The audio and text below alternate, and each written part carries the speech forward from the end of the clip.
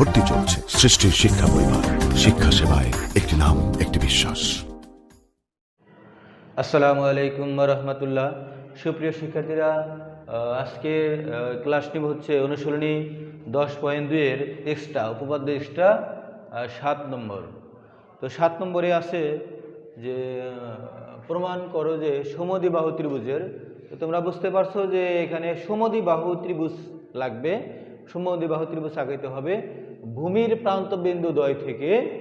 সমদ্বিবাহু ত্রিভুজের ভূমির দুইটা প্রান্ত বিন্দু আছে, সেই প্রান্ত বিন্দু দ্বয় থেকে বিপরীত বাহুর উপর অঙ্কিত লম্বদ্বয় সমান, এটা আমরা প্রমাণ করব। তাহলে আমাদের দরকার একটা সমদ্বিবাহু ত্রিভুজ। তোমার এই উদ্দীপক পড়ে চিত্র আঁকানো শিখতে হবে আগে।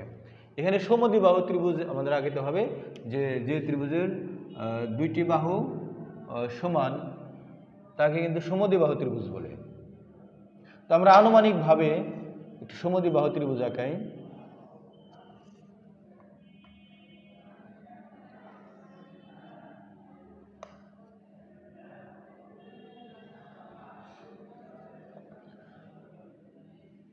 A B C. তো এবিসি হচ্ছে একটা সমদ্বিবাহু ত্রিভুজ। এর ভূমির প্রান্ত বিন্দু এটা হচ্ছে শীর্ষবিন্দু, আর এর দুটো হচ্ছে তোমার ভূমির প্রান্ত বিন্দু, একটা বি একটা সি। তো ভূমির প্রান্ত বিন্দু থেকে বিপরীত বাহু, এই ভূমির প্রান্ত বিন্দু যদি বি হয়, এই বি কোণের বিপরীত বাহু হচ্ছে এসি, আর সি বিন্দুর বিপরীত বাহু হচ্ছে এবি। তো এই প্রান্ত বিন্দুর হতে অঙ্কিত লম্ব, এখানে বলছে যে আমরা যে এই বিন্দু থেকে এসির উপর একটা লম্ব, এটা কিন্তু অঙ্কিত লম্ব হবে।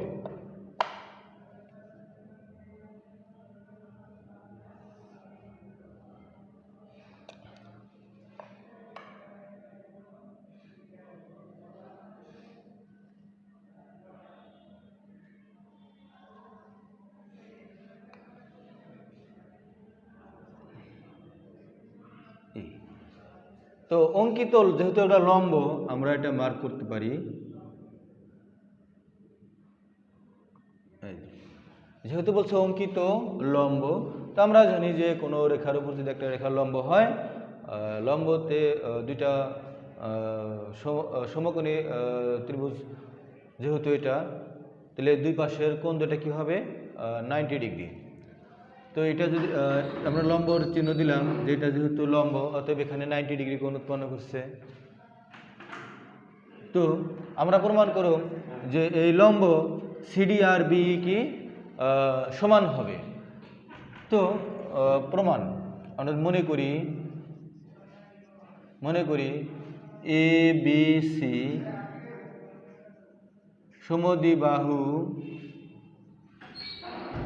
সমদ্বিবাহু ত্রিভুজে এ বি সমান এসি, ভূমির প্রান্ত বিন্দু বি ও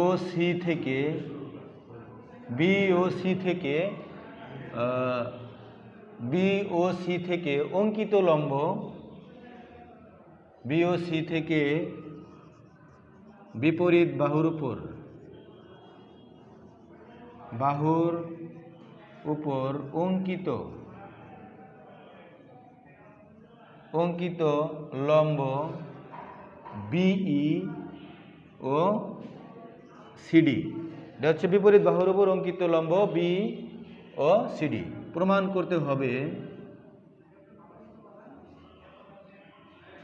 করতে হবে যে বিই ইকুয়াল সিডি, এই লম্ব দুটা পরস্পর সমান।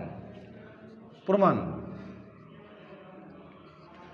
তো আমরা জানি যে এবিসি একটা সমদ্বিবাহু ত্রিভুজ, কারণ উদ্দীপকে বলা আছে ত্রিভুজ A B C A B সমান এসি। তো দুইটা বাহু যদি সমান হয় তাহলে এই কোণ দুটা কি হবে সমান হবে, কোণ এবিসি ইকুয়াল কোণ এসিবি। তো আমরা যদি এই এর জন্য যে কোণটা ডির জন্য কিন্তু একই হবে, সুতরাং আমরা লিখতে পারি ডিবিসি কোণ ডিবিসি ইকুয়াল কোণ ইসি বি। যেহেতু ওখানে এর জন্য আমার যে বি কোণ ও ডির জন্য কিন্তু একই কোণ। ধাপ 2 আমরা এই দুইটা ত্রিভুজ তুলনা করব। একটা হচ্ছে বিসিডি, ত্রিভুজ বিসিডি ও ত্রিভুজ বিসিই। এই দুইটা ত্রিভুজের থেকে আমরা কম্পেয়ার করব, কারণ এই দুইটা কোণ কিন্তু সমান, কারণ এখানেও লম্ব এখানেও লম্ব। তো আমরা লিখতে পারি কোণ বিডিসি, কোণ বিডিসি ইকুয়াল কোণ বিইসি,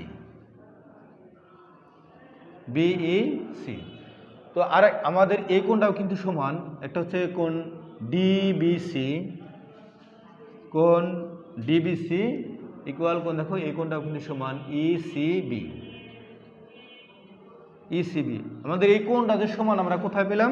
ধাপ 1 থেকে।